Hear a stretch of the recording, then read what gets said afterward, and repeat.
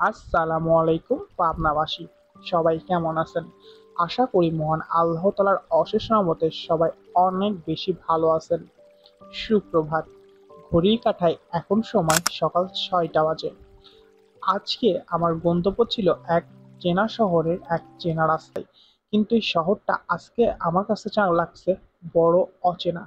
এর প্রধান কারণ হলো আজকে এই শহরটা যেন এক কোলাহল মুক্ত, মানুষবিহীন, যান চলাচল মুক্ত। খুবই কম মানুষ, দুই একটা যানবাহন, আর কোনো কোলাহলই নেই। সুন্দর পাখির কিচিরমিচির আওয়াজ, স্নিগ্ধ বাতাস যেন এক নতুন পাবনার পরিচয় করিয়ে দিচ্ছে। এই রোডটি যেটা দিয়ে আমি যাচ্ছি এটা সবচেয়ে ব্যস্ততম রোডের মধ্যে একটি ছিল, কিন্তু এখন এই চিত্রটা টোটালি উল্টো। মনে হচ্ছে এটি সবচেয়ে ফাঁকা রোড। এটাই হচ্ছে রাত এবং দিনের তফাৎ। এক প্রজাতি মানুষের কাছে রাতটা বেশি সুন্দর লাগে, কিন্তু আমার কাছে ভোরটাই বেশি সুন্দর লাগে। এই ভোর এক নতুন পাবনাকে আমাদের মাঝে তুলে ধরলো। যাই হোক, আজকে গল্পে ফেরা যাক। আজকে আমরা যাচ্ছি পাবনা জেলার ৭১ বছরের পুরনো একটা ফেমাস নাস্তা করতে।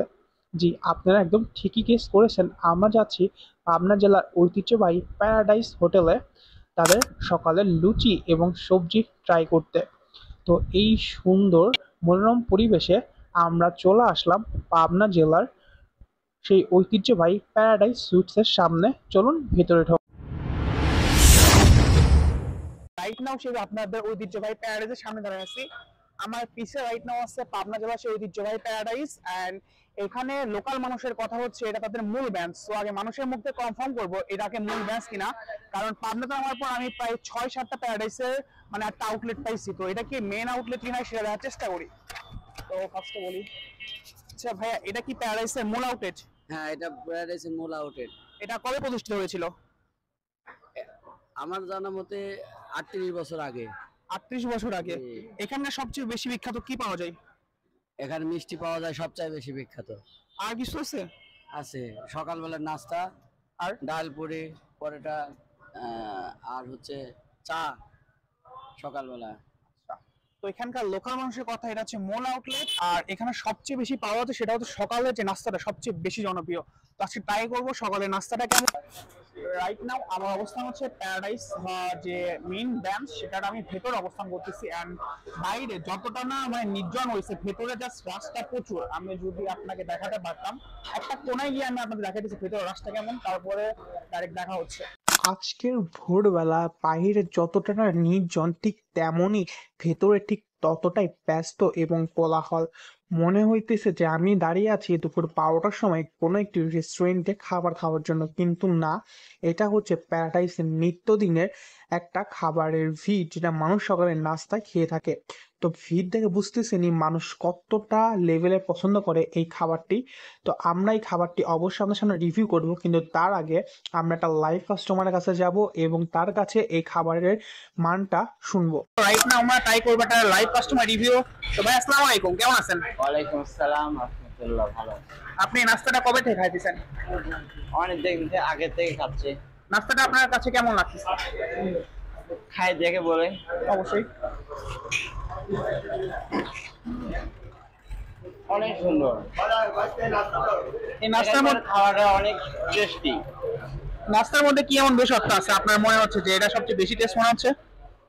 এর ভিতরে অনেক রকমের মিক্সচার দেওয়া আছে, তো মানে অন্য রকম স্বাদ আছে। ঠিক আছে, ওকে, থ্যাংক ইউ ভাইয়া সো মাচ। ফাইনালি অপেক্ষা করার পর আমার কাছে চলে আসছে প্যারাডাইসের সেই ফেমাস নাস্তা। নাস্তার মধ্যে আছে হচ্ছে লুচি, 3টা লুচি আছে, আর এটা ফেমাস একটা সবজি।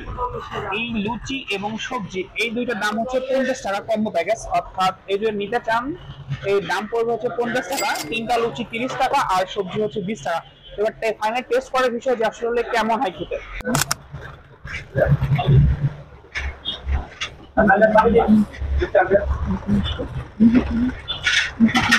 প্যারাডাইসে সেই ঐতিহ্যবাহী নাস্তার যেটা ৭৫ বছর ধরে পাবনার মানুষের কাছে জনপ্রিয়।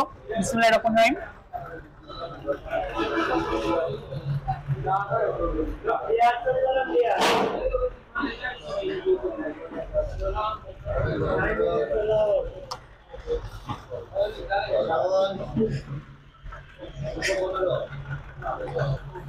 গাইস প্রথম কথা হচ্ছে, এখন কথা বলবো এই লুচি সম্পর্কে।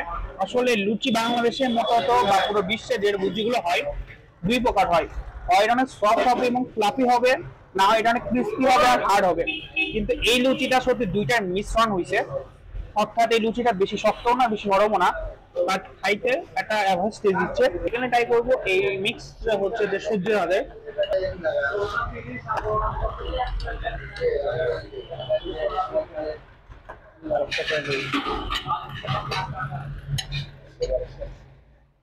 এই যে মিক্স সবজিটা, এই মিক্স সবজিটা তৈরি করা হয়েছে মূলত আলু, লাউ এবং বিভিন্ন সবজি মিশ্রণের সাথে কিছু ডাল আছে। এন্ড এই সবজিটাকে সবচেয়ে বেশি জিনিস যেটা এটা আকর্ষণীয় করছে সেটা হচ্ছে পাঁচফোড়ন।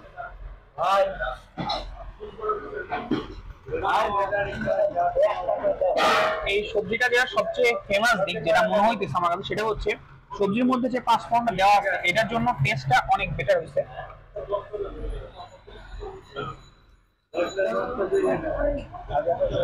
বর্তমান ডালের সাথে যে পাঁচফোড়নের যে মিশ্রণের যে টেস্ট, এটা সত্যি অনেক বেশি সুন্দর ছিল। সকালবেলা পূর্ণশা হিসেবে নাস্তাটা সত্যি খুবই সুন্দর লাগছে আমার কাছে।